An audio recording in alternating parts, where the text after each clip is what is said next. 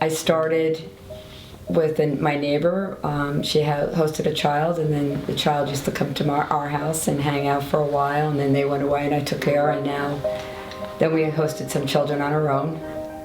With that one child, I realized how it enriched our family's lives, and just to see a child get healthy. So we decided to start hosting children on our own. You don't have to look at me. My name is Kathleen Lagos. I'm from Honduras and I have a scoliosis surgery.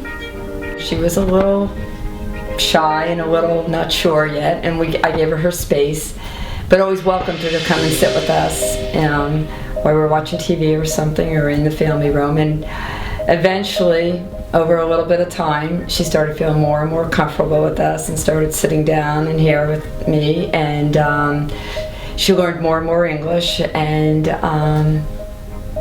started talking more and more. But Kathleen's a little bit more shy initially, though, I would say. And all people's laughing and say, what happened with your body? What happened with your shoulders? Now go. Go ahead. Hi.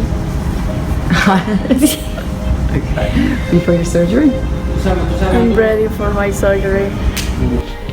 She was nervous. I think even the doctor was a little unsure because he's never operated on a child that didn't have a relative, a mother so he wasn't used to this kind of situation. And by the time she was admitted into the hospital, we had a nice bond, and she felt very comfortable. Go ahead, you ready? Hi, Lauren. Are you nervous?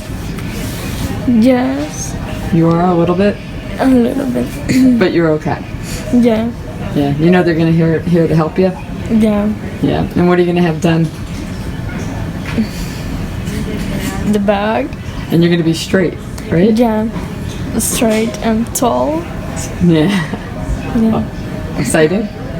yeah. All right. We walked out with her shoulders straight and her back straight, and her extremely proud that one, she had a straight back, and two, she was speaking perfect English.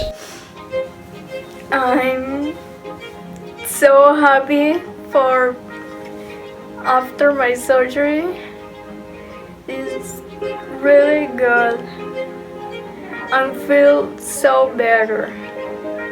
Now it's different because my back is straight, my shoulders is better, I feel better, and I think in the future in my life is the change, and I want to do more things. If you treat them like your own child, which we did, or I did, without a doubt, they start to just latch onto you. So this Muslim that I had at my house, I couldn't leave the room without him crying. He became so attached to me. And I think it's just because you do have to treat the child like your own child and just embrace them and comfort them and give them the nutrients that they need and the medicine that they need when they on time, and they just become as attached to you as you become attached to them. The doctor is so nice, the hospital, and this family. Always I remember this family, and it's so fun when the family, and I love here now. This family are changed my life for the future. We were first introduced to Healing the Children about 30 years ago.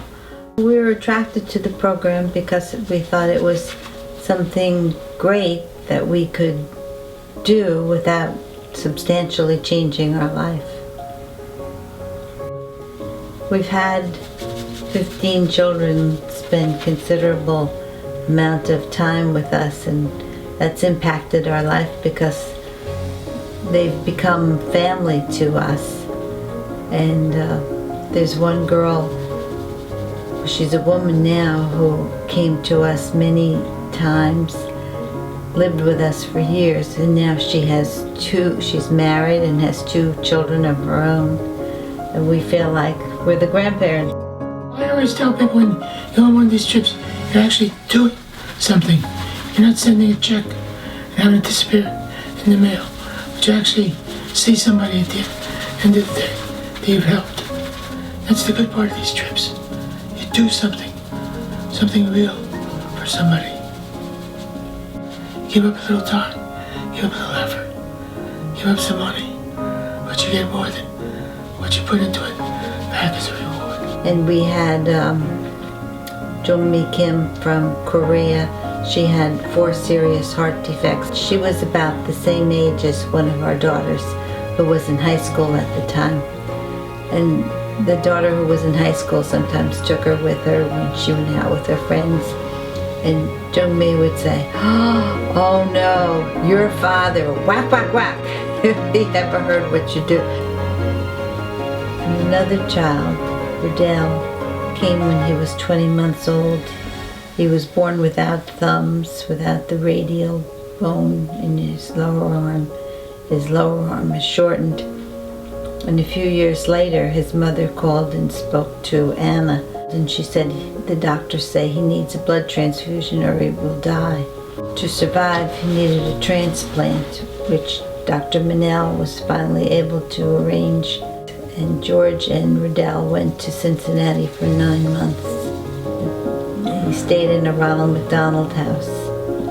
He had his ups and his downs, but it was a long, arduous time there. This was on one of the trips. Riddell and his mother came to visit us in our room in the Dominican Republic. We stayed involved for one reason, because it's something that we share with our children. They make it possible. When we had kids staying here, they take us to the airport. They support us. It's kind of been a family operation, something that we share for a long time. From our years of taking care of these children, we've learned that children are very adaptable and that they can get used to new conditions, new families, new languages, new foods, much more easily than you might think. I usually work with the eye team, and we do strabismus, droopy eyelids. Sometimes a lot of kids come in just for glasses to the clinic. Well, hopefully, with the eye surgery, that they'll be more confident in themselves and happy that their surgery was done, and that they can get on with their lives and be normal kids again. I have to say, each and every trip for me was an amazing experience.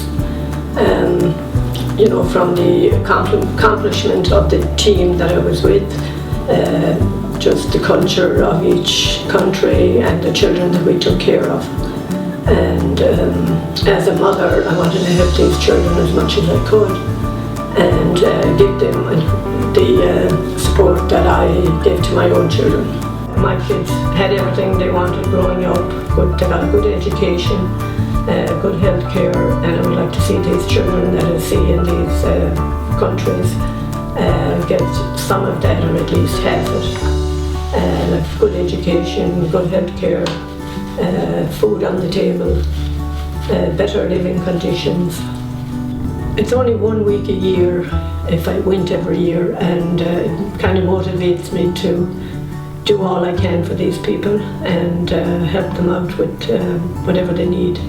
When you see all these people that have nothing, it just wants you to try and give back a little of your time and your money, and just so that they can have a better life. We arrive, the rooms are overflowing with patients, with their families, often multi-generational families waiting to be seen. It's so clear that Healing the Children is meeting an unmet need in these communities.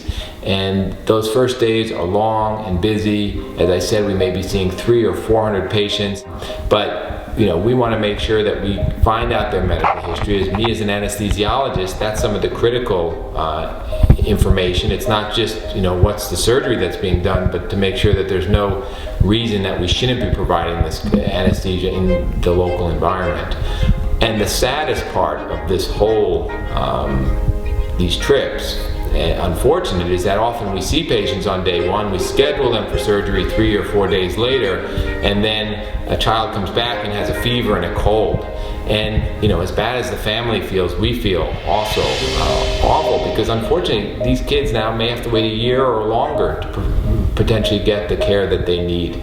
Great thing about the Dominican Republic, going back to the same locations several years in a row, is that these same kids come back. Some of them, even if they didn't need another surgery, some of them have come back the next year for another surgery, because maybe we did one ear and they need to have the other ear done as well. So they'll come back for surgery. But the great thing is some of these kids come back and from far distances just to visit us, because they know we're there again. They don't need anything done, but they just want to say hello and visit with us. And so we do get to see them, and nothing beats that. As far as what do we expect these children to do after surgery, our goal, whether it's on these missions or my goals at home, are really one and the same. It's to have these kids live a normal life. To be able to change that and affect their life, and especially in their community. We know how bad it is in our own community sometimes, how people that look different or feel different are treated differently. In some of these foreign countries, it's even more involved and more obvious. And to be able to treat these kids at a young age so that they could then grow up as a normal child in their community, it's a very special feeling. I try and treat every child like I would want my own child to be treated, and how I would want my own family to be treated. What would I be looking for from someone? So the most difficult thing in that respect is when you go in the language barrier. And that's why both local and sometimes translators that come on our trip are so critical, because I don't just want to take a child out of a parent's arms and walk away down a hallway. I want to make sure that they understand that their questions are answered, as silly as it may be. And because I don't care whether it's there or here in the United States, the parent needs to know, and the parent needs to feel comfortable. And so as a parent myself, I feel that I need to do that to every patient that I take care of. I mean, wherever you are around the world, good health makes for a better, happier, more successful life. I really feel like I'm the fortunate one that I get to help so many people and connect with so many different colleagues and patients, and I couldn't do this on my own. So without Healing the Children, it wouldn't be happening, and it wouldn't be so easy. I mean, it shaped the way I view the world. As much as I've traveled, it's different traveling when you're traveling and taking care of people and really meeting the locals. It shaped the way our family thinks about charity, and they've been very supportive of me going on these trips. I hope one day to bring some of my family on these trips. And it's made me a better doctor.